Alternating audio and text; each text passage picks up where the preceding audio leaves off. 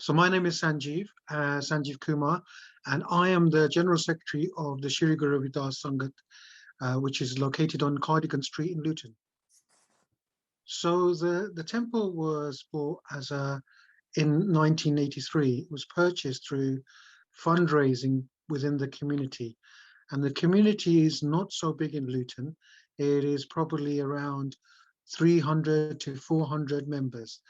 And those members are those that follow the teachings of Guru Ravidas.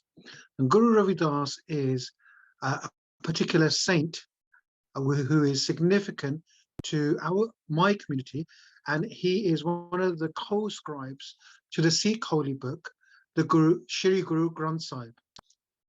We revere him as a guru, and the temple's is named after him. So the temple is called Shri Guru Ravidas Bhavan, which means place of worship. The temple was acquired through fundraising by the community in Luton, and also by other members of our community up and down the country. We acquired it in 1983, in April 1983, and inside it was as a church. We have changed how it looks inside so that it fits our needs and our worship needs as a community. One of the integral values of the Sikh faith is to have the concept of free kitchen, which is langar. Langar means that when you come and visit us, you actually are fed. Yeah, so a meal is provided to you, and that is actually to help you nourish your body, and when you pray or meditate, that you nourish your soul or your spirit, and if you're hungry, you can't really function. Because our building was previously a church, it was very steep inside, and that allowed us to create a second floor. So a first floor was created, and the first floor was purpose built for worship, and below was the dining facility. However, unfortunately, that coincided with events abroad, and we were wrongly targeted, and unfortunately we were arson attacked, and the whole building was set on fire, and only the outside walls and a few holy books remained. However, since that time, and the recovery since then, so this is early 90s, since that time, we have become really integral part of the community. We have opened our doors to the community. The community have come to know where we are. It is important to know that living and growing up in Luton, you are part of the fabric of Luton. So whether you are from one community or my community, we are all part of Luton, and Luton as a whole, as a town, is so rich in diversity, and we are part of this town. My family, my community have been here over 60 years now. So this is our home.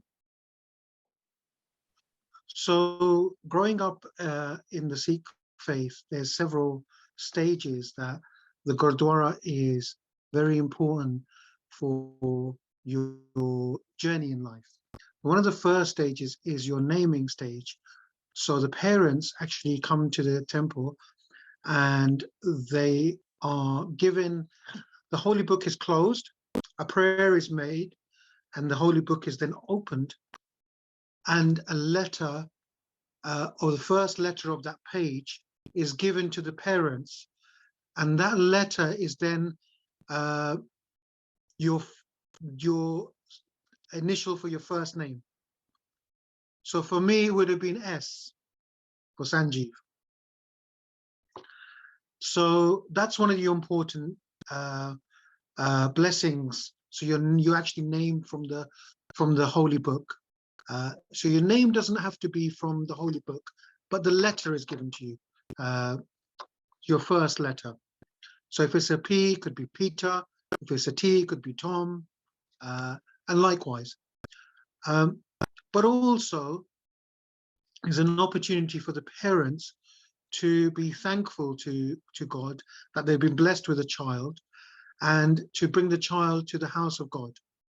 Okay. Um, Another important ceremony that happens in the Gurdwara is the wedding. And the wedding is not only a union of a couple, it's a union of two families. The wedding ceremony is called Anand Karaj, and that means a ceremony of bliss. Okay. And actually, the ceremony in itself is quite quick. It's not long at all. Now, if you see a lot of Asian weddings, they seem to go on for days and days. But the ceremony in itself, or the blessing, is quite short and concise and precise. And it actually tells you of a journey between the two couple um, as they build their lives together, they fall in love, and then they actually continue their lives as a married couple, as a union. So the temple is again used for uh, um, in times of when somebody passes. There is a cremation, and there are prayers that are read before and after the cremation. And this gives peace to the spirit of the deceased, and also peace to the family. So these are the three key stages for somebody who is practicing of the faith. In addition to that, we have celebrations uh, which are, for example, Diwali, Vaisakhi, which are key uh, celebrations throughout the Sikh calendar. But also we have the celebration of Gurpurab, which is the birth anniversary of each guru. So in the Sikh faith, we have a guru, we have gurus, which are, we don't have prophets. So gurus are same as they are in English. They are somebody who inspires you, somebody who enlightens you, and somebody who takes you from a passage from into positivity. And for my community, one of the biggest festivals and celebrations in our temple is the birth anniversary of Shri Guru Ravidas. And that's usually in February or March, where we have maybe 300, 400, 500 people come through and celebrate the occasion with us. With all of our celebrations, it is important that the whole family get involved. That's from grandparents to children. And children are part of all the celebrations and brought together with their parents, whether that's in a weekly service or important holy day, Diwali celebration, wedding celebration, or even when there is any kind of festival, they are brought together as a family unit.